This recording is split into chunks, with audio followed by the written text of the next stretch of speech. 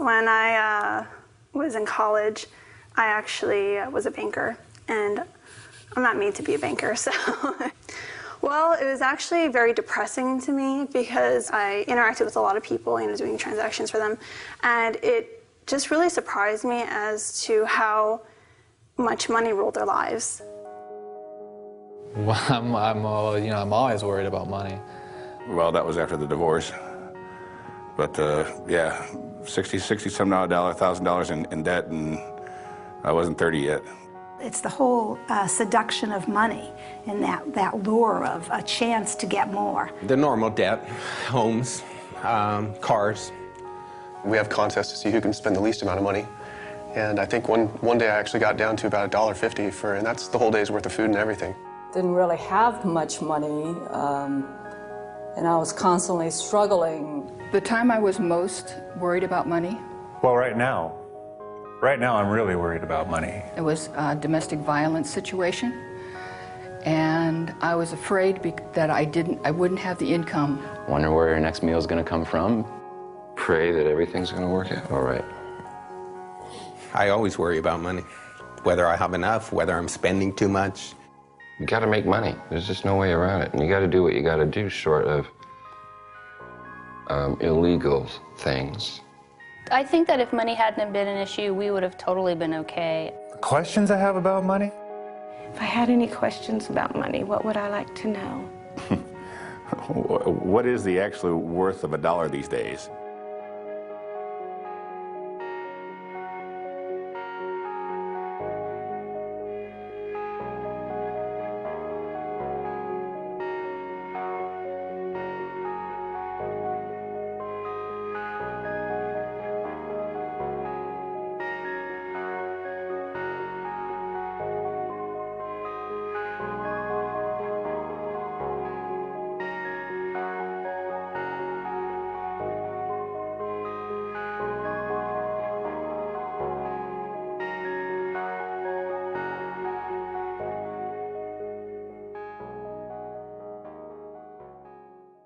Money is the source of much anxiety, much confusion, a great deal of suffering.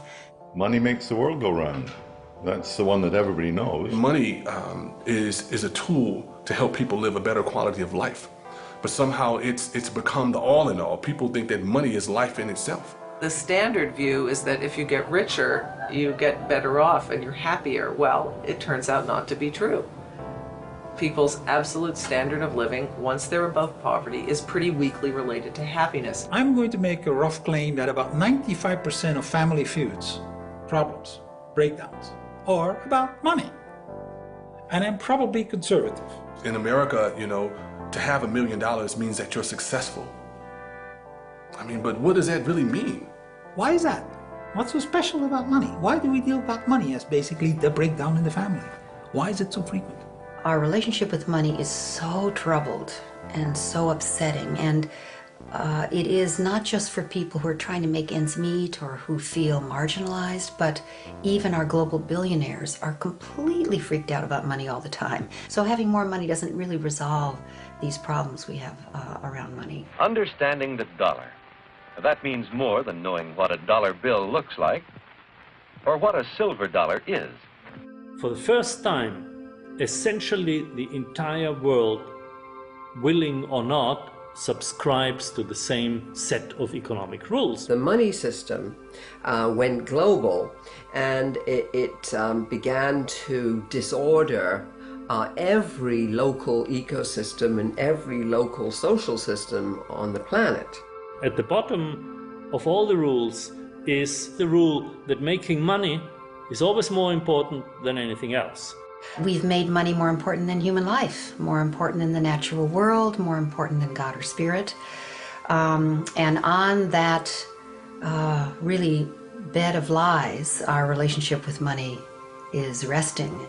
This is where we are today, is that the entire apparatus of assumptions underlying economics are simply wrong. So, why do we allow societies to be run with this malfunctioning source code? Part of the difficulty is that very few people think about what money is, where it comes from, how it is created, and how it is controlled.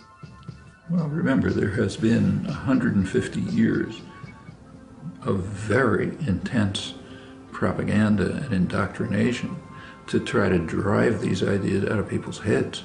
If we could unpack all of this mystification, we probably find that economics was made so complicated in order to mystify people, you know, so they could not really figure it all out. If everybody knew the full facts about how money is issued, how it's put into circulation, who is issuing it, how they have power and control over the economy and over individuals' lives, I think there'd be a lot of very unhappy people around. It's often been said that money moves the world, or money is the engine of the world, or money makes the world go round, but in more accuracy, money stops the world from going. I'm afraid that's more than I care to spend. Money doesn't facilitate. In its current form, it inhibits transaction and trading. Money is the one thing that is required for economic exchange. It is the Khyber Pass, if you will. It's the channel through which every transaction must go in order to be completed. We live today by exchanging goods and services with one another, and money is the medium that we use to do that. So money actually becomes the controlling element in economics. Those who control money control everything. Out of the simple barter of primitive people, spearheads became one of the first articles used as money. Shells have also served as money. Wampum was used by the American Indians. And hundreds of other articles have been money to various people at various times. Money is not a creature of the state. It didn't require any king or prince to invent money. Rather, money and monetary trade were products of spontaneous order. Well, put yourself in a barter situation where you come to market with some good and try to trade it directly for the good you want to go home and consume. So if you come to market with asparagus and you want to go home with plaid shirts, you have to find somebody who is not only selling plaid shirts but wants to be paid in asparagus. But of course, the problem is you often can't find a trading partner who has the goods you want and wants the goods you have. An alternative is to think, well, what does this guy selling plaid shirts want? So what people do is they consider trading not necessarily for what they ultimately desire, but for other intermediate goods that they think may be more readily traded for what they ultimately desire. And at first, different people are experimenting with different indirect exchange strategies. So somebody may trade for salt, somebody else may be using nails, third person may be using barley. But what happens is the more certain goods get adopted in these individual efforts, the more attractive their use for the same purpose will seem to other people. Consequently, there can be a snowballing process where eventually a small set of goods, or even just one commodity, seems overwhelmingly more attractive and becomes universally adopted. And when you reach a commonly accepted medium of exchange, that's when you've got money.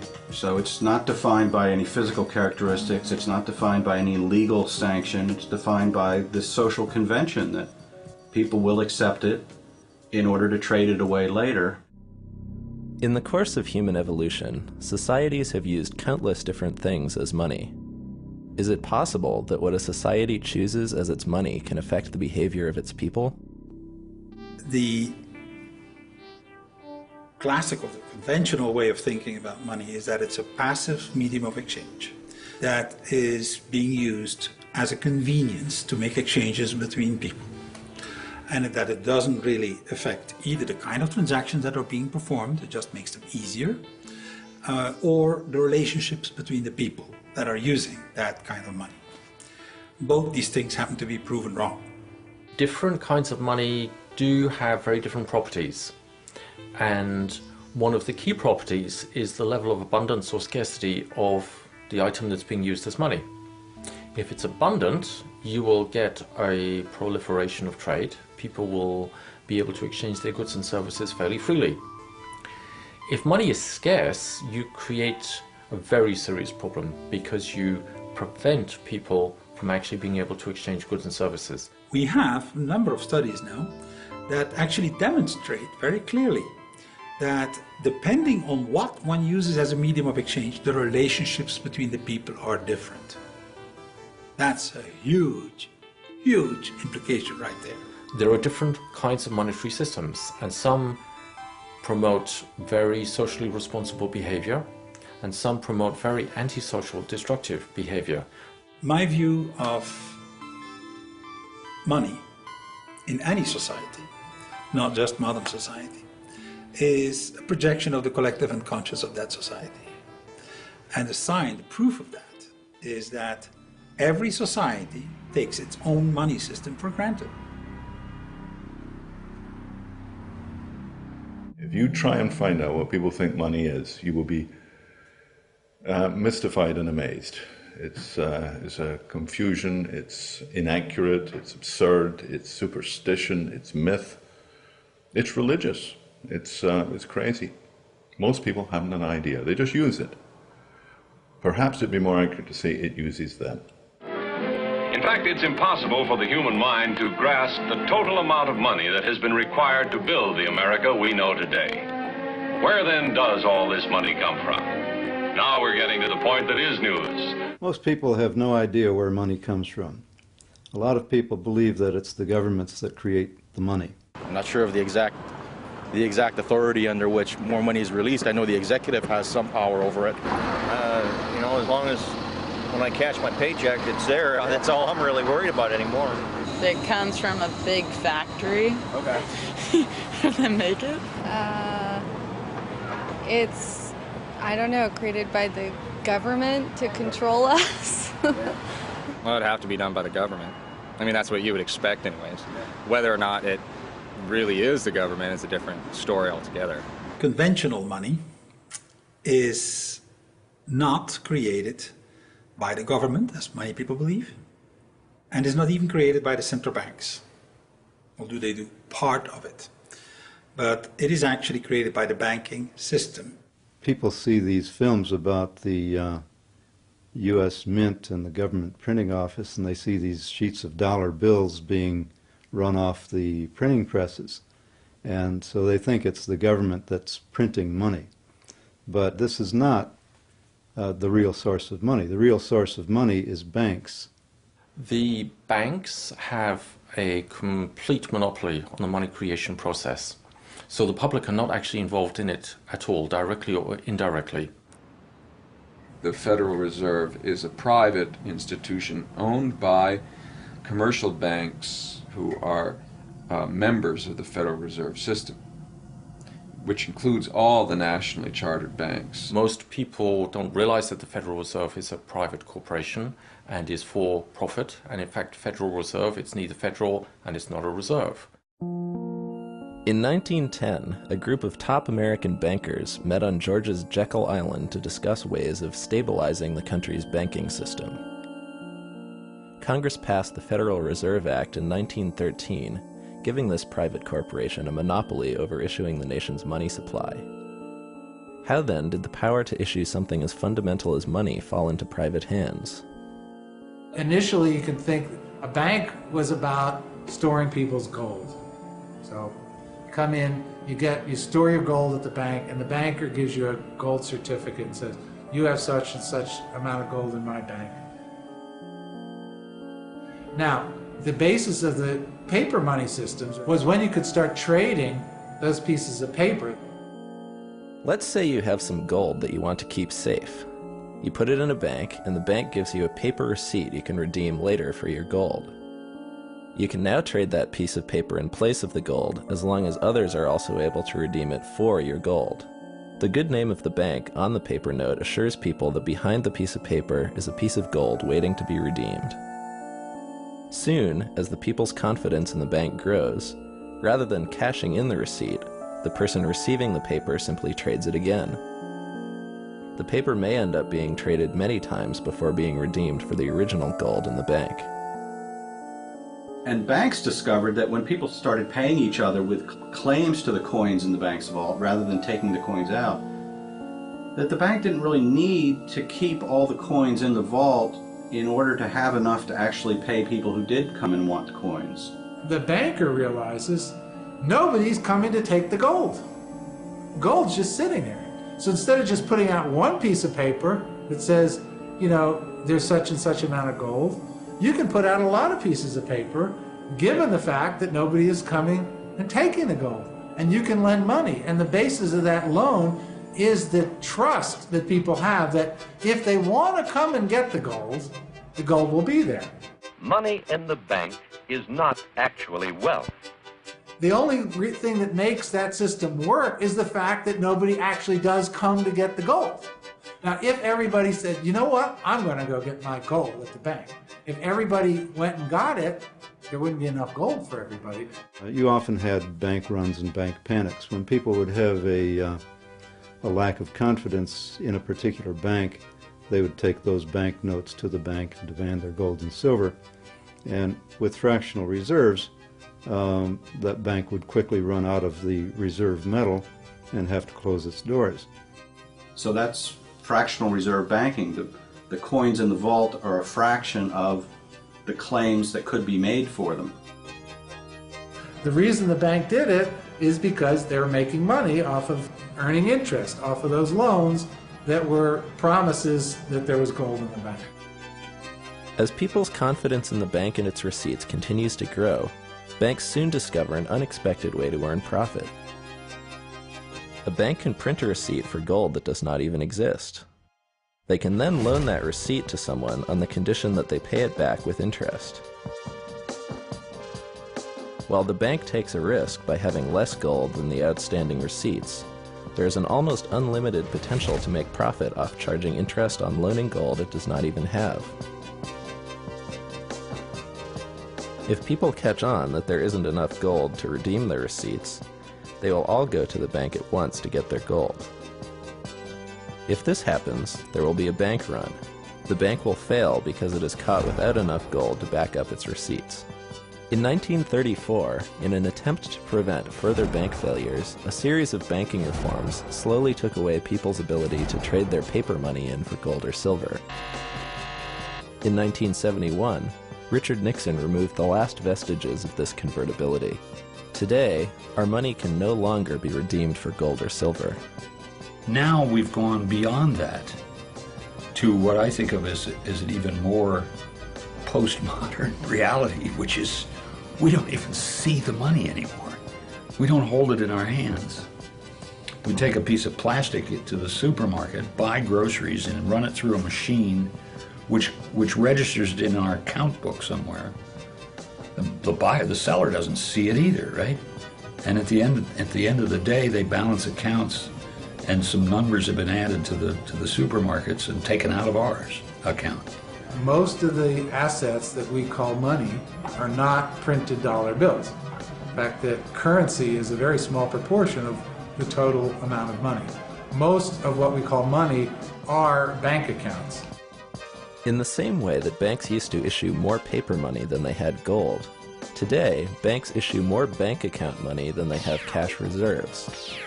It is these bank account balances that make up about 97% of what we think of as money. If a landlord wants to know how much money you have before you sign a lease, you would show them an account balance and not a suitcase full of cash.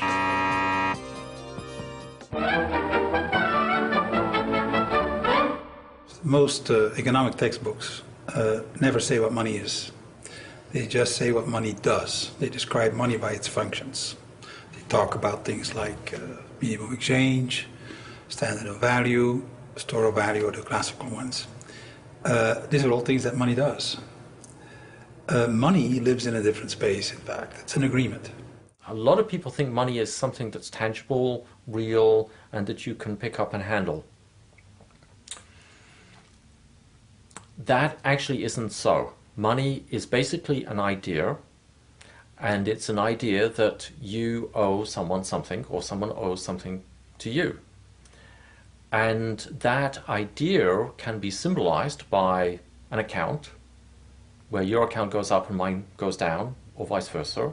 Or it can be symbolized by an exchange of paper currency, or an exchange of coin, whether it's gold, silver, or copper, or whatever. But those are all symbols. It's not actually money. Another misconception that people have about money is that money is a thing. But in today's world, money is simply credit, which means it's an information system. And the question is, what kind of information does it convey? It's information about claims against the economic output. You have a bank account that says you have $1 million. You know, it's nice to say I have $1 million, but what really makes it nice is that you can buy $1 million worth of things that you want to buy. So if money is nothing more than information about what we owe each other, how does the money we use every day get created? Money is created through a process of bank loans. People, companies, governments going to the banking system and borrowing money. So every dollar, every national currency you've ever seen is someone's debt. For every new dollar created in the monetary system, you have a corresponding debt. That works both for the Federal Reserve dollars themselves and for the bank deposit dollars that are based on them. Money is issued whenever someone takes out a loan from the bank. So if I walk into a bank and I want to borrow $500,000 to start a business, and I've got a good business plan and I've got customers, then the bank, assuming they agree, will give me $500,000 to start my business. There is your money, and this is your payment book. Thank you. Now, most people, if you ask them, will say, well, that $500,000 comes from somewhere else. It comes from someone else's savings. It comes from investments. That's actually not true. When I say money is issued as debt, I mean they don't get that money from anywhere. They actually create it out of thin air and create a credit in my bank account, and poof, there it is. John Kenneth Galbraith, in his book Money, Whence It Came, Where It Went, says this. He says, "The process by which money is created is so simple that the mind is repelled." And it's true. When I tell people how money is created by banks, simply by making ledger entries, they just can't believe it. The private banking system literally creates our money out of nothing and loads it into the economy. The only way new money can get into the economy and ultimately your pocket is via a bank loan. This means that every dollar you have ever seen is someone's debt to a bank. The simple fact is, and it's an uncomfortable fact for many people to realize, that if all the debts were repaid, then all the money supply would simply disappear. There would be no money. And that would mean a complete and total collapse of the economy. If everybody were to reimburse their debts, if that were possible, that everybody does reimburse their debts, there wouldn't be any money left. In fact, there's more debt than money available. And the reason is that interest is not created. The catch is that they want more repaid than what they've given me. When you go to a bank and borrow $100,000 to buy a house, they will check whether you are a good credit, and then they'll decide to create the money, entering it electronically in your account, and say you have to bring back $200,000 in the next 20 years. The $100,000 of the first loan is created. The second one, the interest rate, is not created. So they send you in the world, compete with everybody else to bring in the second $100,000. That's how the money is kept scarce. It is through the competition between the different players for interest that is not created. So there's always less money than is necessary. okay? And it's done systemically. If you go to a bank and you borrow money into circulation, if the bank decides to approve your loan application, they will make two entries on their books. One is they will take your note, let's say it's a mortgage note, and that will be an asset on the books of the bank, and they will offset that with an equal deposit to your account, which is a liability on the books of the bank. So the money creation process is as simple as that. But the bank does not create the interest that you're going to have to pay year by year by year until this mortgage loan matures. So where does that interest come from? Where does the interest come from? I have to find that. Well, it has to come from some other loan that was made to someone else. So you have this inherent deficiency in the money supply. Not everyone can repay what they owe to the banks. At any given time, there is more owed to the banks than exists in circulation. Which means, inevitably, someone is going to lose the game. Someone is going to go bankrupt, and that has nothing whatsoever to do with the quality of the goods and services or the efficiency of the business. Nothing at all. Everybody in the economy is vying with everyone else to avoid defaulting on their loans to the banks. And the only way they can do that is by competing with one another for an inadequate supply. So it's like a game of musical chairs. It assures that there must be some losers, regardless of how competent they are in conducting their business. The money we get when we receive a loan is called principal. Our debt, however, is not discharged when we repay the principal. Bank loans are all made on the condition that people pay both the principal and the interest the bank charges. However, money can only be issued as principal. No one creates the interest, so the amount of debt owed is actually far greater than the amount of money there is to repay it. When a dollar is loaned into the economy, it begins a loop. Joe the farmer gets a loan from the bank and pays Tom for fixing his tractor. Tom pays Jane for bread at the local bakery, and Jane in turn buys the wheat from Joe, who can now repay the loan. The problem is, Joe owes the bank interest on top of the principal. In order to avoid losing his property to the bank, Joe must go find other money making its own loop in the economy. He can now repay his loan with the interest, but the people in that loop are left without their money. They still need money to facilitate their exchanges and to repay the loan that issued the money they had been using. The only place they can get it is from other such debt loops. Since all money has an interest price tag attached, there will never be enough money to repay all the debt owed to banks. Therefore, some people will always have to go bankrupt or have their property repossessed by the bank. It's crazy. Sometimes it worries me because, you know, what if there was like a collective understanding about how phony the money is when it comes down to it? What would people do? You know, would they riot in the streets? Who's propagating the illusion behind the money?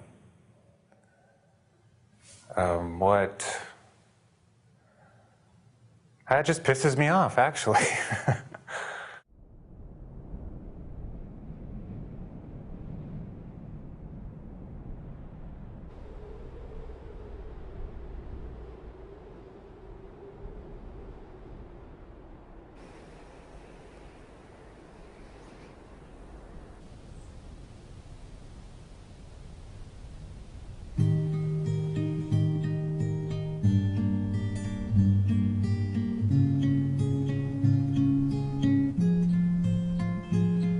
Whenever it rains, the trees direct a certain amount of the rainfall to the bark, and this bark is set up in these elaborate patterns to direct rain all the way around the tree.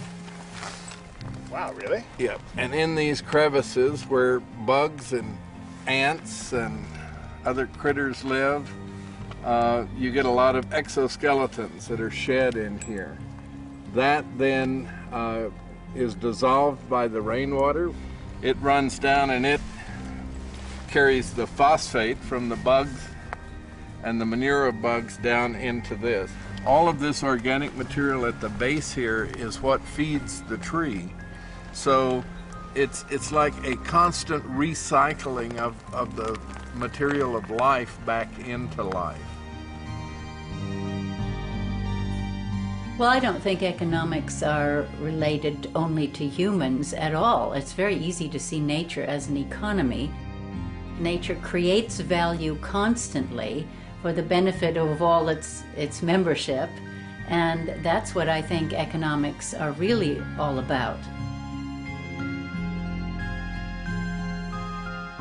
Here you have a kind of banking of resources, you know, that every element in this forest contributes to.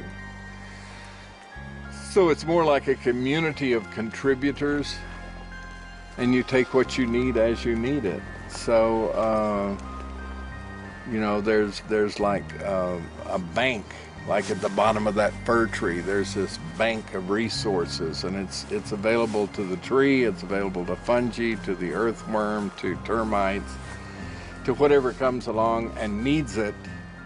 And each time someone takes something, they generally contribute something.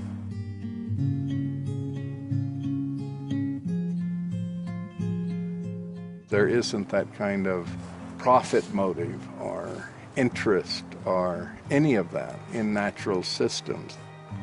It really isn't necessary to have more than you need, unless somehow you're acculturated to that belief system. So there's a kind of scarcity boogie bear in human culture that always has us feeling as if there isn't enough or there's not going to be enough. So we've got to gather as much as we can and store it where no one can get to it and steal it from us or rob us or whatever. And then it doesn't really matter if we even use it. Most people's experience with money is that money is scarce. And in today's monetary system, it is scarce.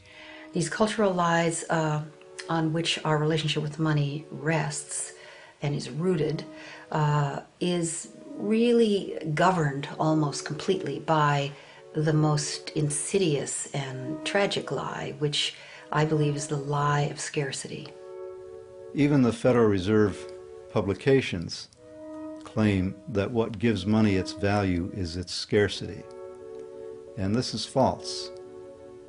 It's not the scarcity that gives money its value. When we're talking about credit money, what gives it value is its ability to requisition whatever you want or need from the marketplace. We actually swim in a set of unexamined, unconscious beliefs. And we look out into the world and we just fear that there's not enough to go around without any evidence, really. And then we make that true.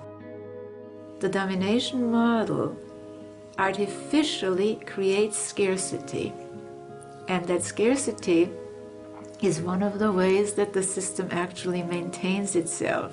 Not only material scarcity, emotional and yes, spiritual scarcity. I mean, what does it mean to have enough money? I mean, I guess you always want a little more. There's not enough time, there's not enough money, there's not enough sleep. So it's a constant battle with there's not enough, we don't have enough, it's not enough, I'm not enough. And that is a mindset. It's an unconscious, unexamined mindset that creates distorted behaviors that are inconsistent with who we are. The same thing that keeps a rich person from giving is the same thing that keeps a poor person from making. It's that conditioned way of thinking and seeing that we have to really begin to address. Those who consider themselves poor in this country are not poor. I think it's this scarcity mentality. You know, I think it's a belief system that we all carry. And that there's not enough belief system has a second part to it. There's not enough to go around, and someone somewhere is going to be left out. And that inevitable fear or certainty that there's not enough to go around and someone somewhere is going to be left out is actually at the base of our political understanding of the world, our systems of governance, our educational system. It's even at the heart of religion. Of course there are scarcities that happen naturally. There's a disaster, there's a flood, all kinds of things can happen. But here you have a system that artificially creates scarcity so that then you get people who really are fighting for the spoils, and since there's so much control from up on top, it is a way of maintaining the disunity and the confusion of those on bottom. What it is, it's emasculated men. And what do men do when they're emasculated? They compensate with hypermasculinity. When you leave, particularly men, with no options, they get violent and they get destructive. I don't care where you're talking about. Go to Russia. Where do you think the Russian gangs are? Go to Northern Ireland. Go anywhere in the world. These devastating dynamics are engineered. So our experience of money as being scarce is an artifact of the money system. In a properly run monetary system, there will be no scarcity of money. There's not enough to go around and someone somewhere is always going to be left out gives us this very difficult and unfortunate permission to leave people out. Because if someone's always going to be left out, then it's your job and my job to accumulate more than we possibly could ever use or need to distance ourselves from ever being one of those poor people who gets left out.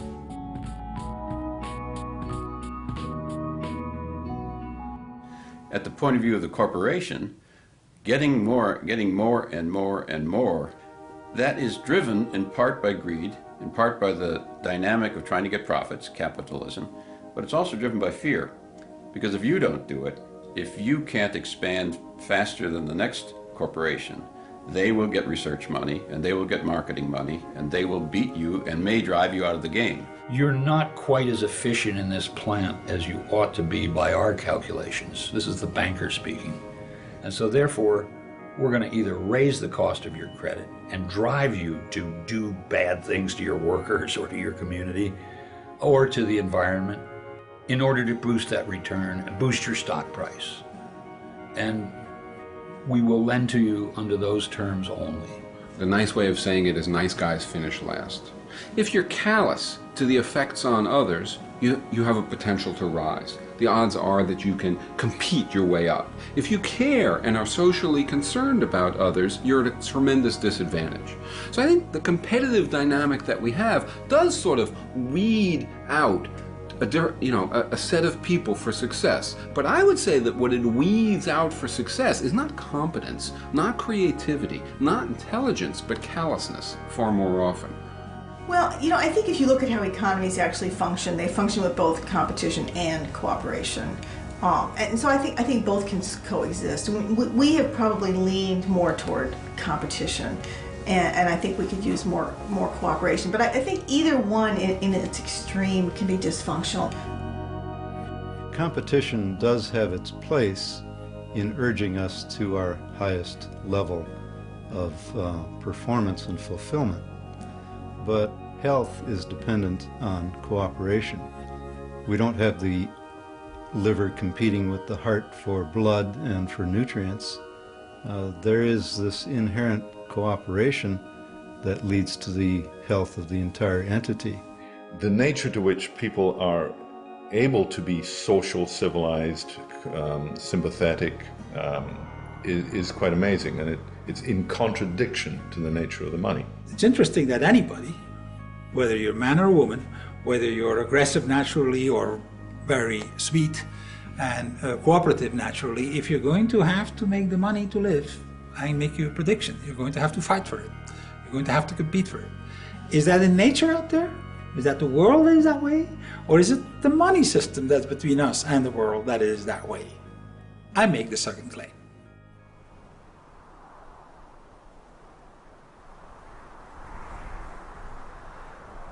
A lot of diversity here. We're starting to see a whole different array of plants come into being. So there's some lupins here. There's some strawberry, small wild strawberry. This broom with the yellow blooms on it. This is a nitrogen fixer and is stabilizing these slopes.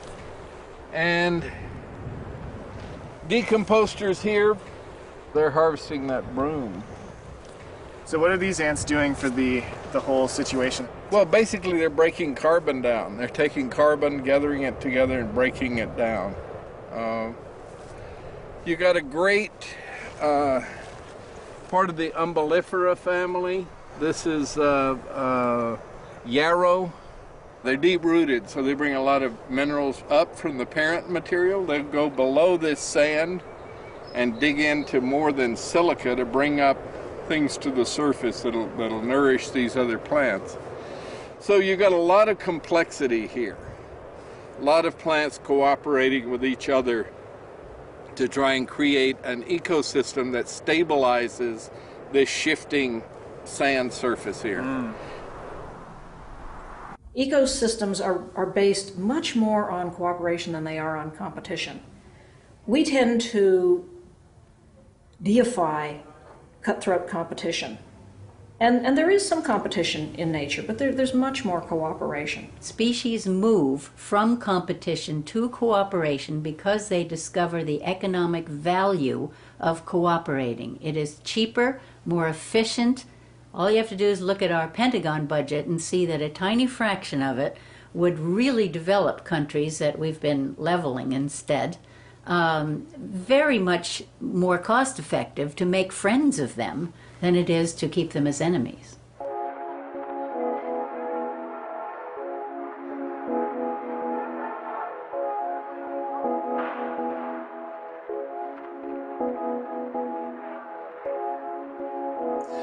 We have 8 billion people on the planet. There's 1 billion of those that are happy to work but can't. There are no jobs for them.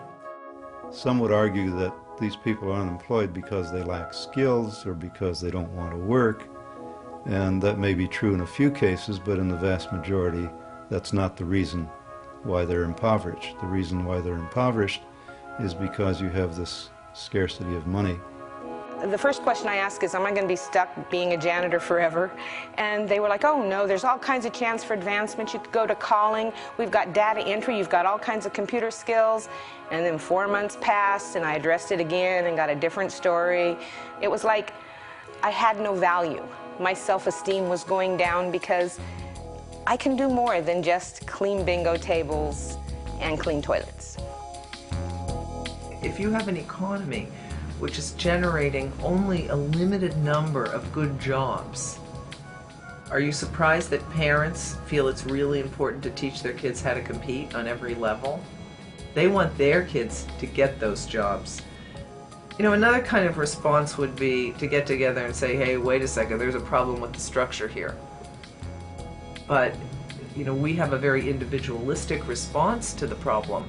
At the time of the Civil War in the United States, which is a very interesting turning point, midway in the Industrial Revolution, industrial rebuilding of the United States, slavery in the South was obviously condemned, but the counter-argument was something they called wage slavery. And what did that mean? It meant that you had no protection. You could be fired at will without a job. You could be thrown out on the street, and you were a wage slave was the term. 13th Amendment, which says you cannot treat a human being as a commodity for buying and selling. And the new economics is you can no longer buy or sell labor, but you can rent it. So the wage is you're renting somebody. The word job was invented in the industrial age in England. It didn't exist before. And it describes a pile of things that one does for money. Work is a very, very old concept. And work is something you do because you're passionate about, or because you're good at it, or because that's what you love doing. A job is specifically something you do for pay. Pay in national money, to be precise. Tell me, why are you interested in this job? I need a steady job, Mr. Wiley, with a chance to go places.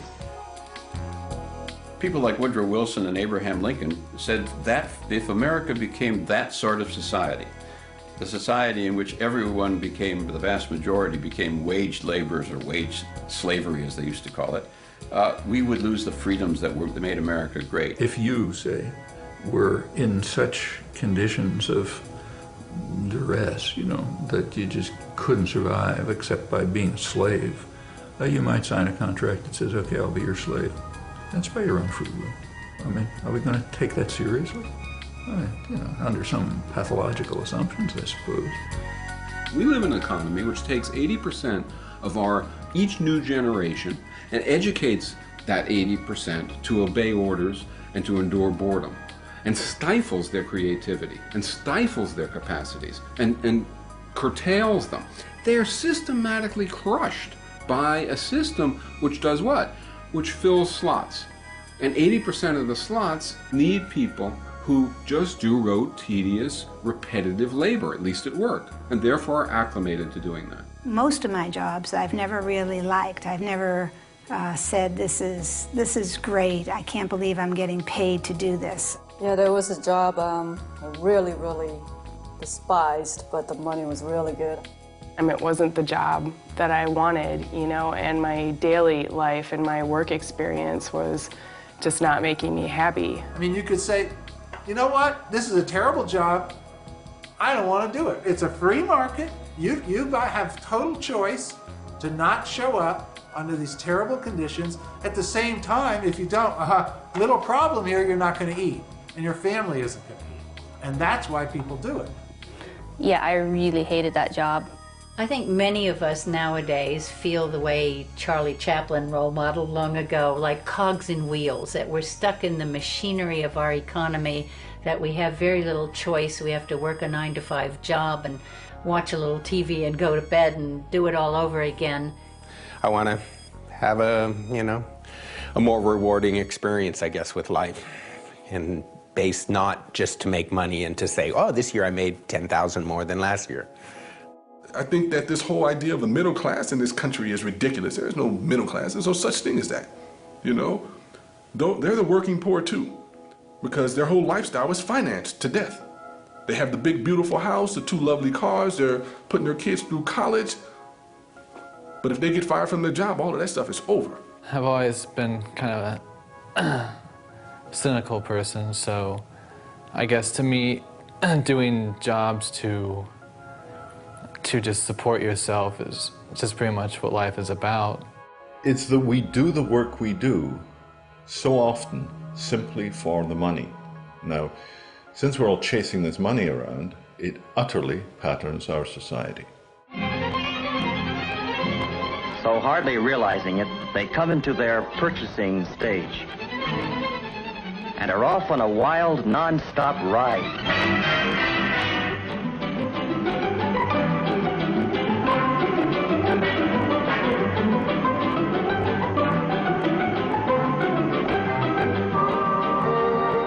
It's a happy-go-spending world, reflected in the windows of the suburban shopping centers where they go to buy. I claim there's enough work in the world for everybody, forever. But if you start to have to pay for it with a national money that's scarce, that's making it work into a job, that is going to be another question. Because someone has to borrow that money in order to pay you. As we get rid of more and more and more jobs, we may have to get to a point where we redefine the meaning of work. And you're going to have to find other ways for people to support themselves. Work, there's an infinity of things we can do. We can make every city, every garden, every house a paradise. There's an infinity amount of things to be done to reach there. Don't expect to be paid for it in national money. Don't get that idea. So we have to find another way, what people can do in a post-industrial age.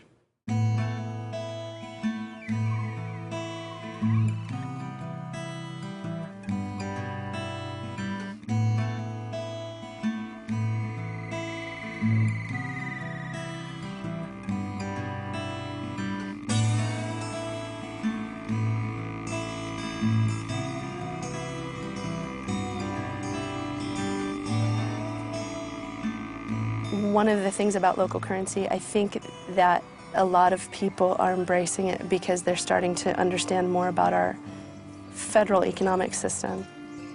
Federal reserve notes don't necessarily serve the best interest of local communities, and local currency can help tip the scales back into that mindset.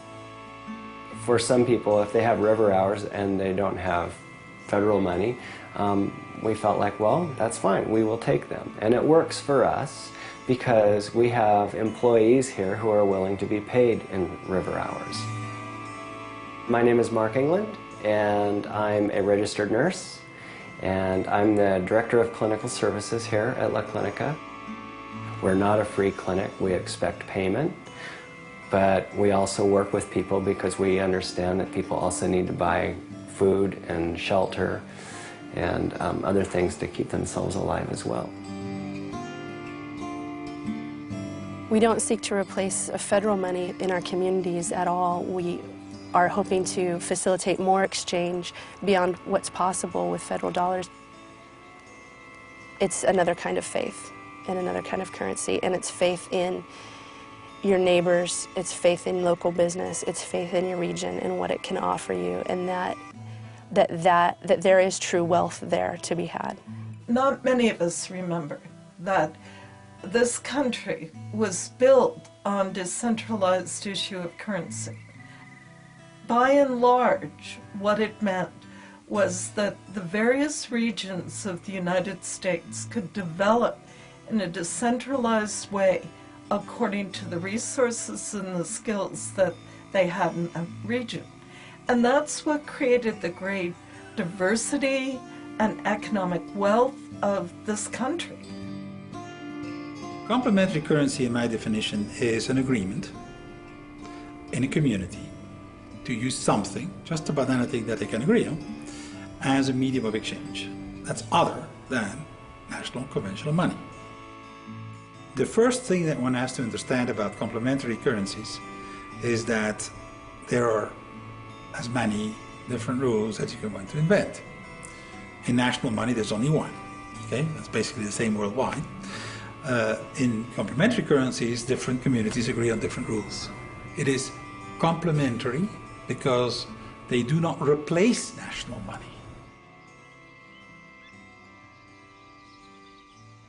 A local currency is something that is issued at the time that it's backed by goods and services in our community. And when people advertise in the River Hours Trade Directory, they actually sign a commitment that says that they are backing in whole or in part that currency with their goods or services that they're offering, and that they're also agreeing to accept in whole or part some local currency. So when you get River Hours, it's backed by people in your community, and that's tangible.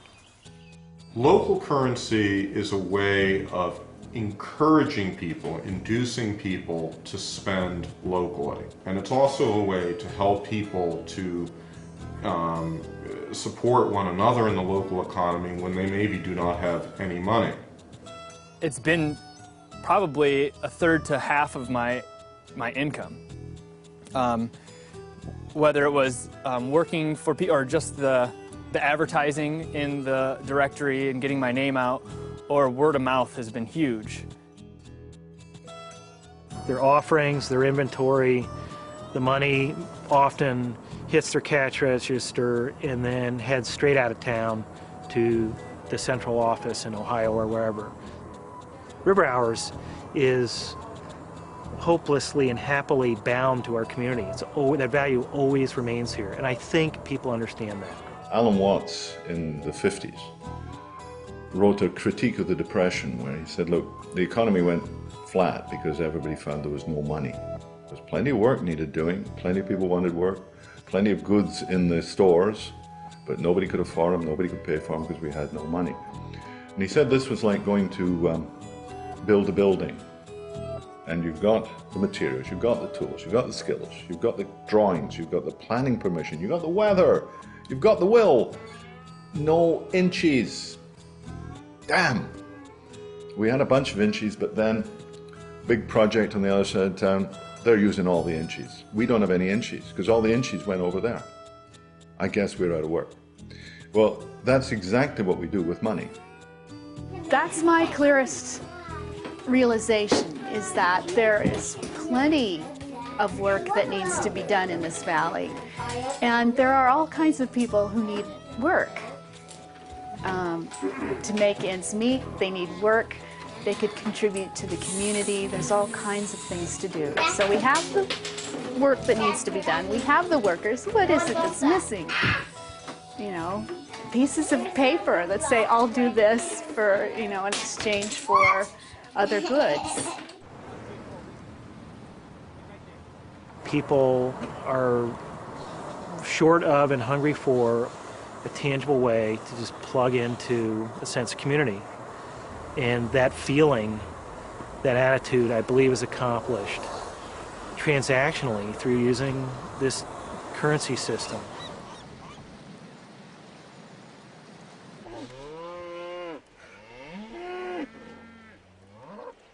Once they get the concept that, you know, we can spend the money here and it stays here and it helps out our school system and our children and our future and everything, people really get a hold of it again. And the river hours and all that, that's all stuff that need to keep working hard at. I think it's exciting. I think River Hours isn't going anywhere. You know, I think it's only going to continue to bring people together and to get people talking. I'd like to say right now that it's a huge economic impact, but that's not the biggest impact of River Hours at this point. The biggest impact is people starting to shift into recognizing and realizing that local communities can become more self-sufficient in every way.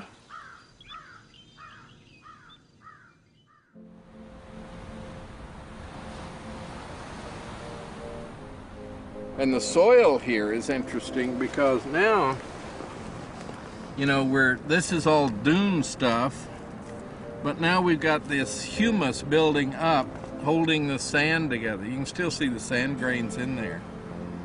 But, so these dunes have been established for a while. So they're totally covered in vegetation. Everything has reached a certain amount of stability. All of these plants combined are sharing the rhizosphere with each other. Their roots are intertwined. And they're contributing different things.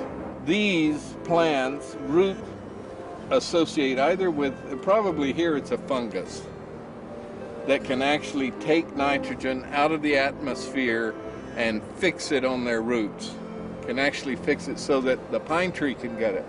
The pine tree in exchange will, through photosynthesis, create sugars and send it down and feed that to the fungus.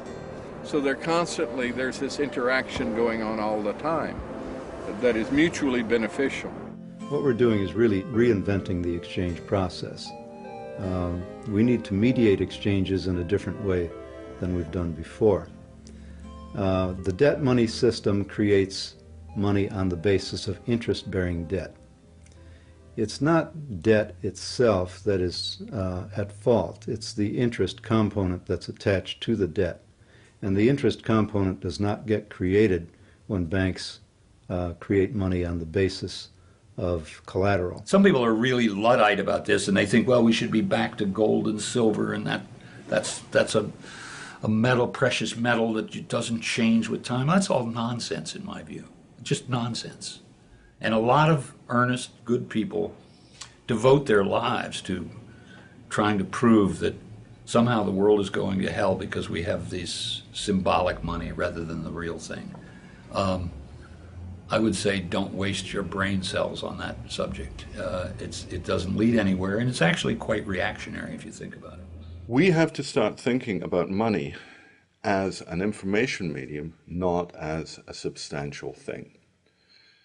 It has been merely an information medium for a couple of hundred years in most respects. But nonetheless, we've stuck ourselves with the idea that there's only so much money. That's the core of its reality concept.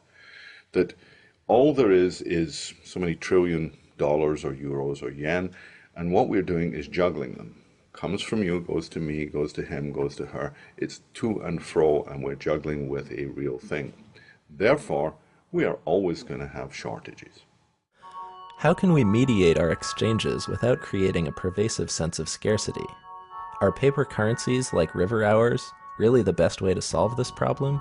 Or are there other, more effective approaches? River hours print their currency. And as soon as you print a currency, you have, in fact, in my opinion, created a problem, because you've created a limited supply currency, which means there's only so much currency as there are notes in circulation. And then you end up with the same problem you have if you have something like a currency backed by gold, which is there's only so much gold. A mutual credit system, there's unlimited currency available in potential, and that's one of its great strengths.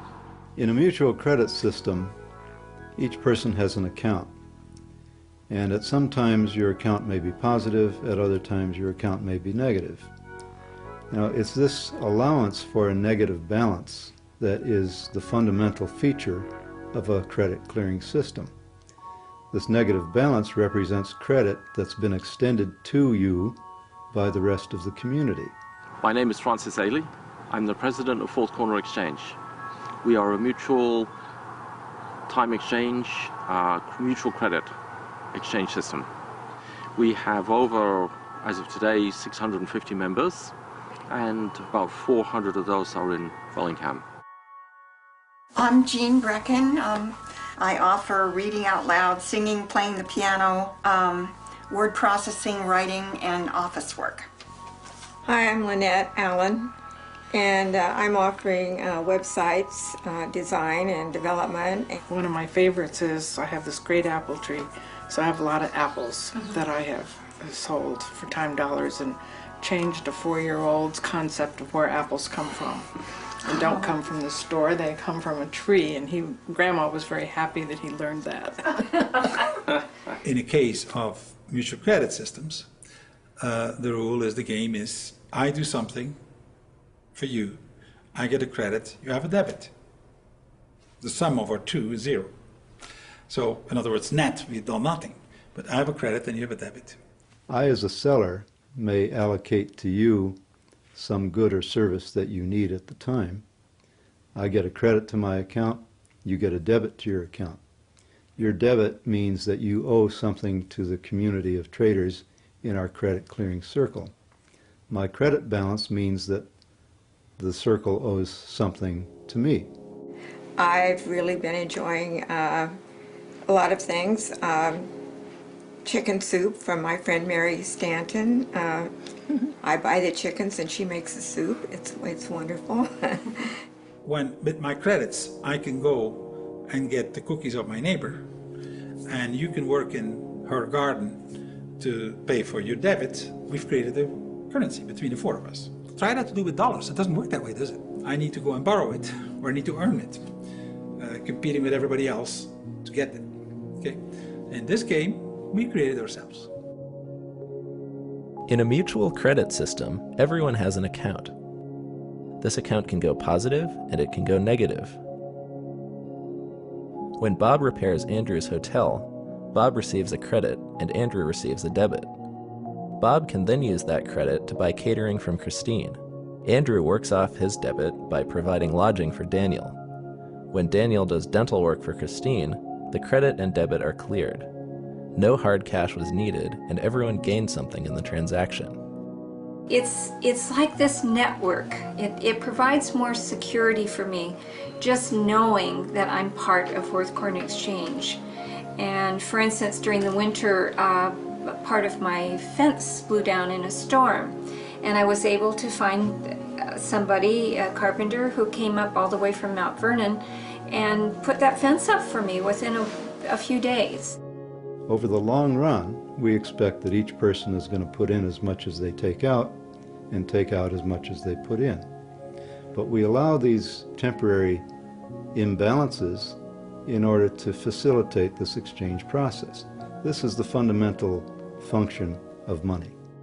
As more people join the mutual credit clearing circle, this process can become more dynamic. Ultimately, no matter how big the circle gets, the value people contribute should remain equal to the value they take out. This is money created not by a hierarchy, but it's a medium of exchange that's created between us. Okay? We create the medium of exchange. Second, there's no interest. Okay? Third, it's not scarce. When you start trading in fourth corner exchange, many people talk about experiencing shift in consciousness. There's not a scarcity of that currency, so there's much less competition.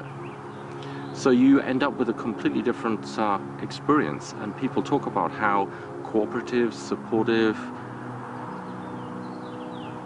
People are really concerned about your well-being.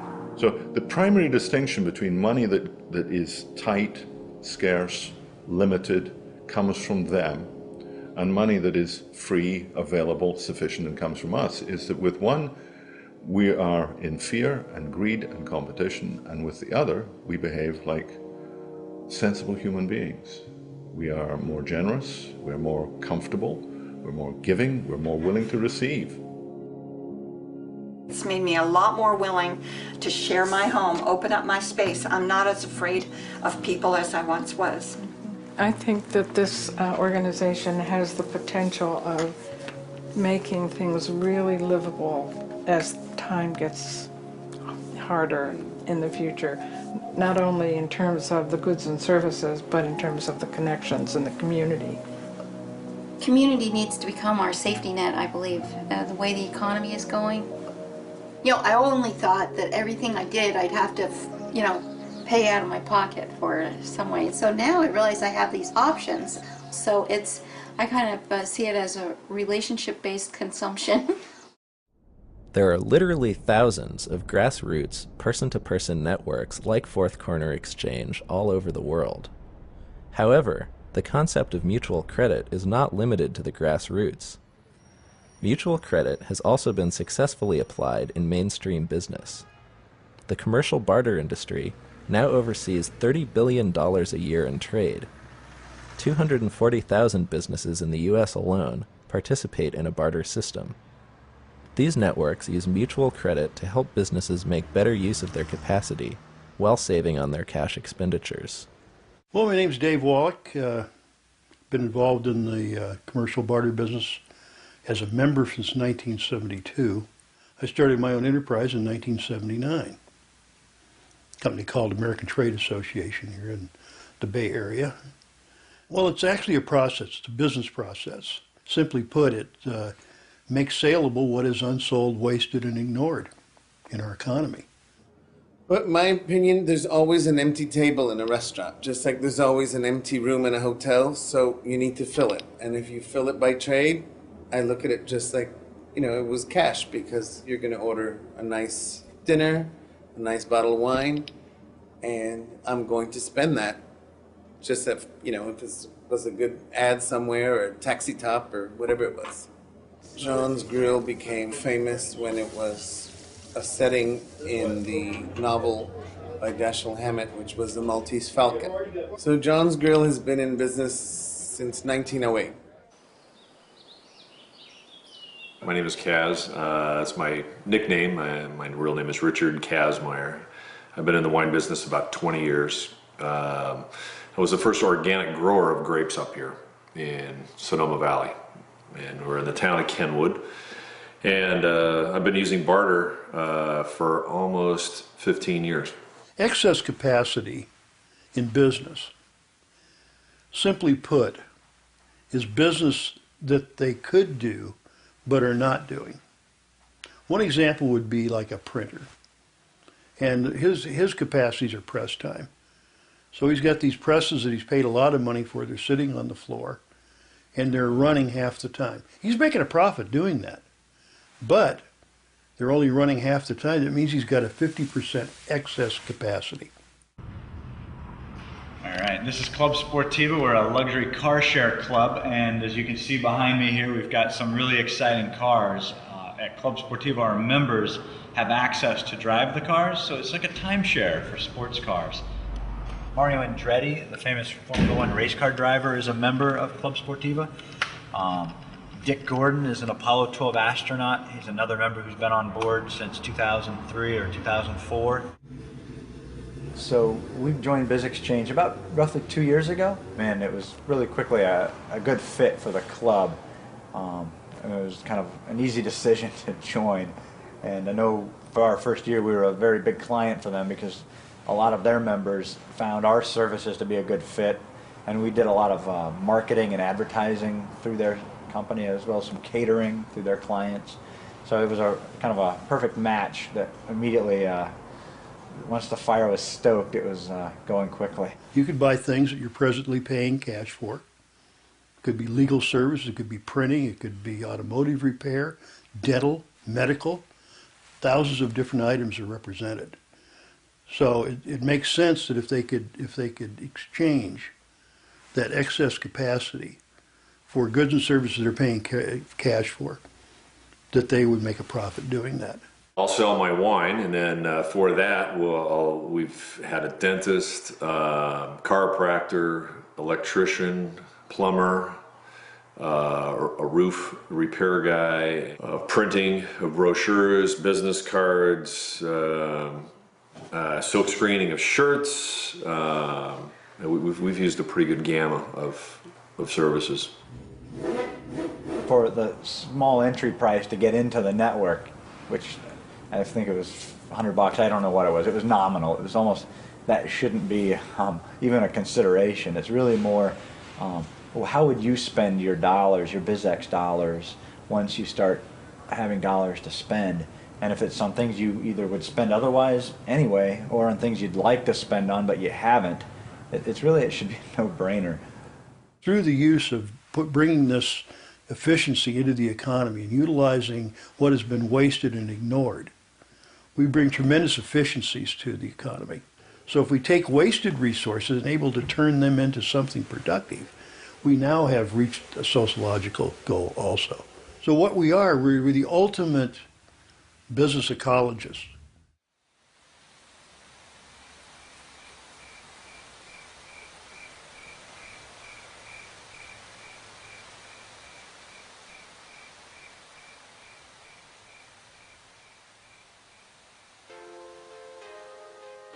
You can't even begin to talk about how do we think like an ecosystem